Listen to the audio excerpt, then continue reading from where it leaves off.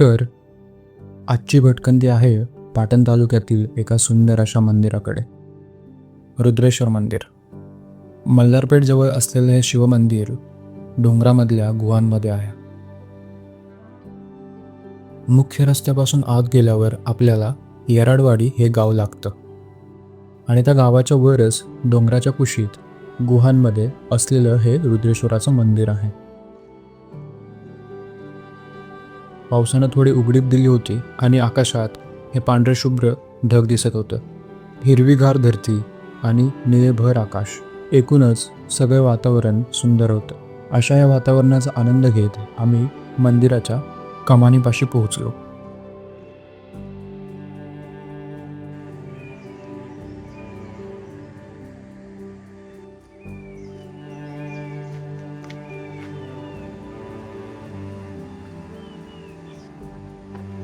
मंदिराकडे जाताना सुव्यवस्थित रचना असलेल्या दगडी पायऱ्या होत्या.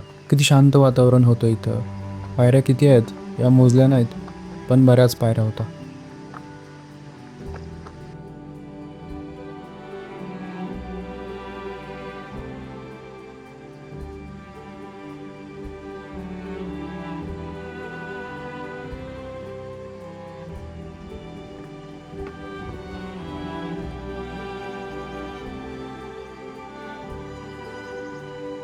श्रावण महिना म्हणजे ऊन पावसाचा खेळ आणि निसर्गाच्या प्रत्येक कोपऱ्यात भरलेली एक नवीन ऊर्जा.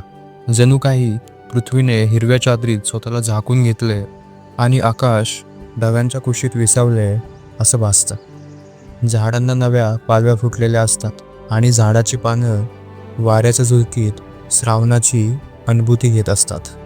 निसर्ग त्याच्या प्रत्येक रूपातून आपल्यावर प्रेम व्यक्त करत असतो. आपण त्या प्रेमात थोडं वेळ थांबलो, भिजलो, पाहिलं की श्रावण आपल्यातच उतरतो.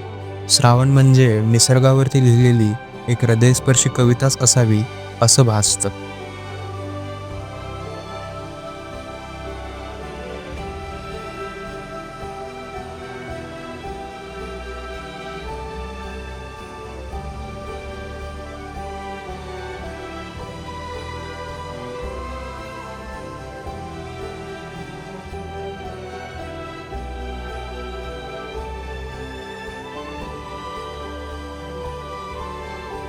अशी एक एक पायरी ओलांडत मंदिरापाशी पोहोचलो. हे मंदिर म्हणजे गुहेमध्ये असलेले एक शिवलिंग. मंदिराच्या वरून वाहणारा हा धबधबा मंदिराच्या सौंदर्यात अजूनच भर पाडत होता.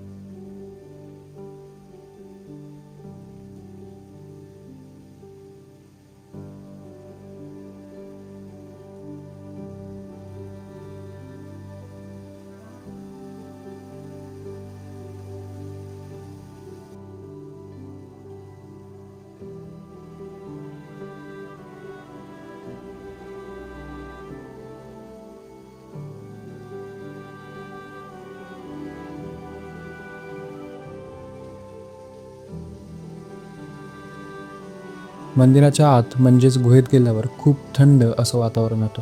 इथं एका वेगळ्याच ऊर्जेची जाणीव होत होती. मेडिटेशन करण्यासाठी ही खूपच उत्तम जागा आहे. या मंदिराच्या शांत वातावरणात बसूनच राहावं असं वाटत होतं.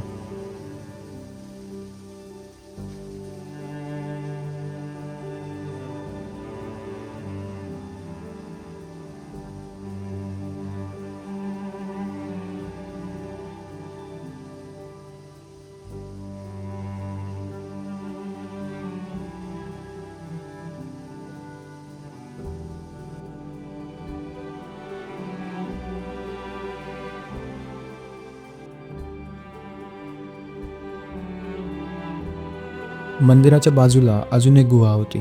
तिथं स्थानिक लोकांनी काही सामान ठेवलं होतं.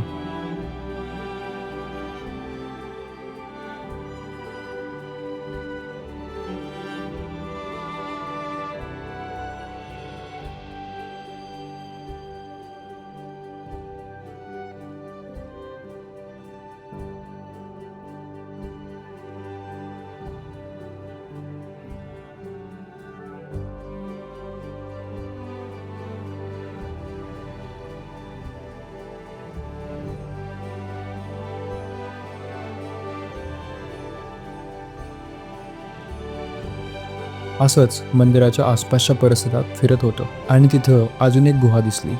या गुहेत गवत आणि झाडी वाढली होती. रात्रीच्या वेळी कदाचित अशा आडोशाच्या ठिकाणी वन्यजीव विसाव्याला थांबत असावेत.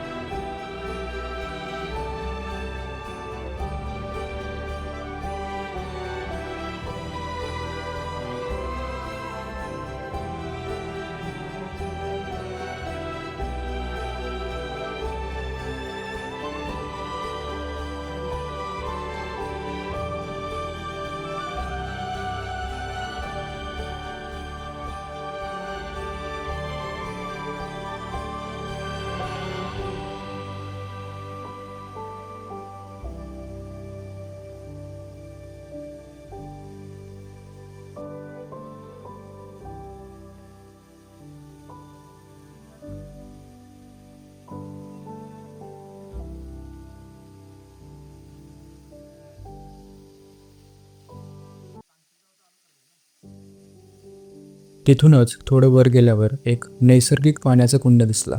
पावसामुळे तो सध्या पूर्णपणे भरला होता. उन्हाळ्यात इतकं पाणी नसेल कदाचित.